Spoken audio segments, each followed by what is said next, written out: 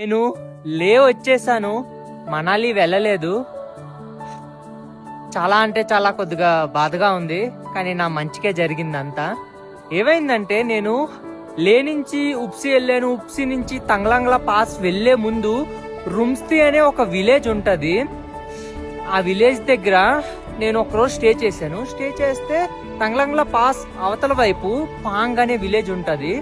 అక్కడ Leo Paradise, చిరుత పులులు, ఇంకా ఎలుగుబంట్లు చాలా అంటే చాలా చలికి రోడ్డు మీదకి వచ్చాయంట. ఫస్ట్ నాకు తిట్టారు, ఎందుకు మనాలి రోడ్డు వెళ్తున్నావు, ఈ అన్సీజన్ టైంలో చాలా అంటే చాలా డేంజరు, చలికి గడ్డ కట్టేస్తావు, నీకు దారిలో ఏమైనా అవుతే ఎవరిది రెస్పాన్సిబిలిటీ అని తిట్టారు.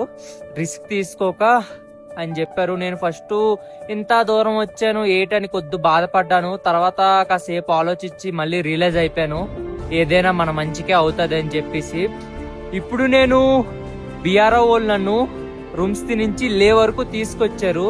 లేలో 3 months ఉండాలి యాక్చువల్లీ, కానీ మళ్ళీ డేర్ చేసి శ్రీనగర్ రూట్, నేను ఏ రూట్ అయితే వచ్చానో ఆ రూట్ కి అయితే ఇప్పుడు మళ్ళీ రైడ్ చేస్తున్నాను.